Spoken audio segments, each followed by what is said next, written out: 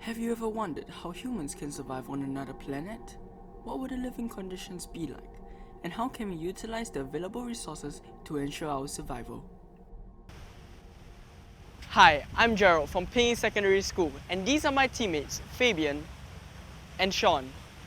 In this video, we will be proposing how we can build a colony for humans to live beyond the stars. Titan, the largest moon in Saturn's orbit, is one of the most unique planetary bodies observed in our solar system. As the only known moon to have a dense, planet-like atmosphere, its thick haze acted as a veil that kept Titan's features shrouded in mystery for decades. All that changed in January 2005 when the Huygens probe parachuted through Titan's atmosphere and achieved its first landing of a probe in the outer solar system. What it discovered on its descent was a landscape that resembles Earth in more ways than one.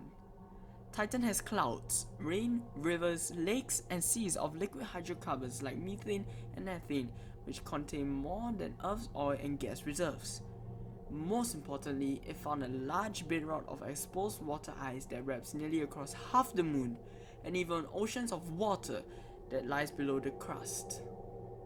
These conditions on Titan give us a good chance to survive and establish a sustainable colony. But first, how do we get there? It takes as long as 6 years and 9 months to reach Titan from Earth. Let's take a conservative figure, and let's say it takes at least 7 years before any humans land on Titan. What would the astronauts do in the meantime? And what about their living requirements? We suggest using metabolic stasis, a process to how animals hibernate to survive with minimal resources for long periods of time.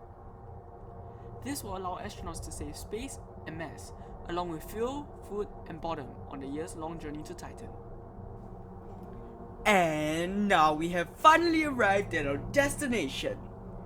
Titan's thick atmosphere offers protection against sun's harmful radiation, and thanks to the atmospheric pressure on Titan, which is 1.5 times that of Earth, astronauts can walk freely around on its surface without the need for a pressurized suit.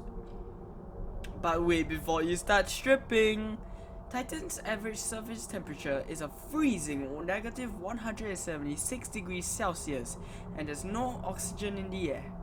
So make sure you stock up on oxygen masks and thermal protection before starting to venture outside. Luckily, Titan's protection from the sun's radiation means that astronauts are in no hurry to dig deep into the ground to shield themselves. Instead, we propose that astronauts use inflatable self-contained igloos that can be easily set up and anchored safely to the ground. Titan's gravity is only 14% of Earth, so we can look forward to astronauts breaking Earth's high jump records. The dense atmosphere also means that astronauts can practically fly.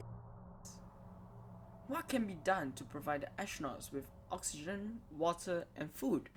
Titan's air consists of 95% nitrogen and 5% methane, so you'll definitely need a long supply of oxygen.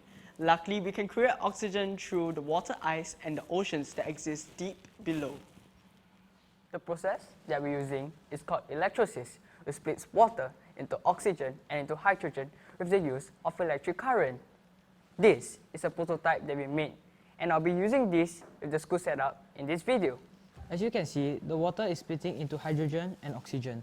The oxygen could be used for the astronauts to breathe in, while the hydrogen could be mixed with acetylene for the hydrogenation process for energy. Sorry, meat lovers. It is probably not possible to bring livestock to Titan. Food will consist of crops and plant-based materials that can be grown easily using high-tech farming to make up for the lack of sunlight.